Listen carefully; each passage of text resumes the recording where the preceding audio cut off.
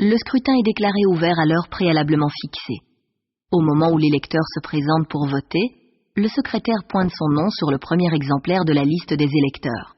L'électeur peut rapidement être retrouvé au moyen du numéro qui est mentionné sur sa convocation. Vous donnez à l'électeur 1 ou 2 bulletins de vote. Vous gardez provisoirement sa lettre de convocation et sa carte d'identité sur la table du bureau. L'électeur se rend alors dans l'isoloir pour voter.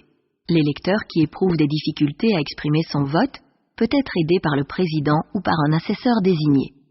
Si l'électeur, par suite d'une infirmité physique, se trouve dans l'impossibilité de se rendre seul dans l'isoloir ou d'exprimer lui-même son vote, le président l'autorise à se faire accompagner par quelqu'un.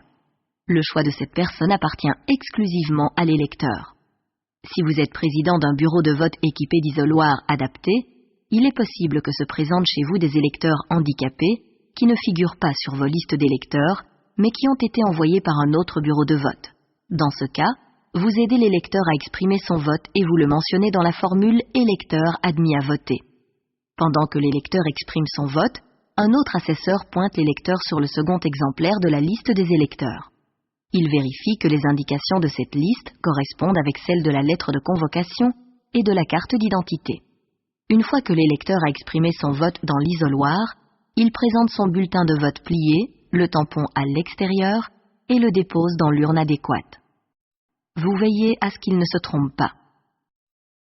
Le dernier assesseur lui remet sa lettre de convocation estampillée du tampon dateur et sa carte d'identité.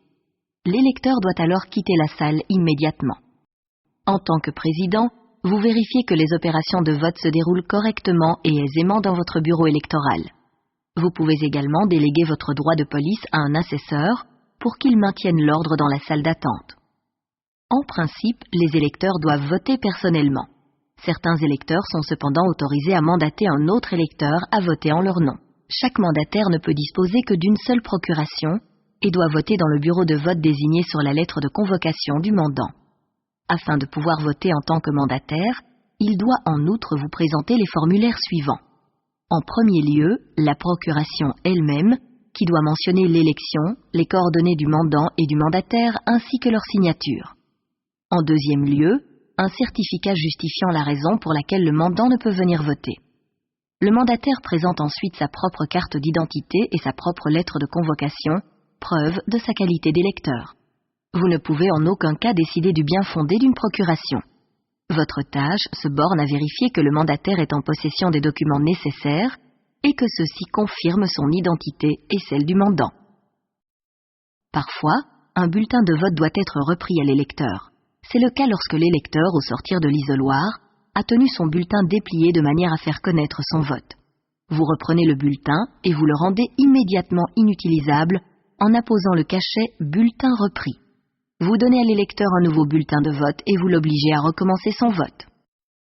Si l'électeur a par inadvertance détérioré le bulletin qui lui a été remis, il peut en demander un autre moyennant la restitution du premier. Dans ce cas également, vous rendez le premier bulletin inutilisable en y apposant un cachet. À l'heure de fermeture fixée, vous donnez l'ordre de ne plus laisser entrer personne dans le bâtiment.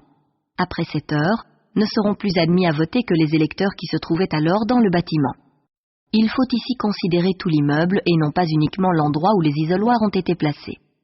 Lorsqu'il n'y a plus d'électeurs dans les locaux de l'élection, et après que les présidents, secrétaires, assesseurs et témoins aient voté, s'ils ne l'ont déjà fait auparavant, le scrutin est déclaré clos.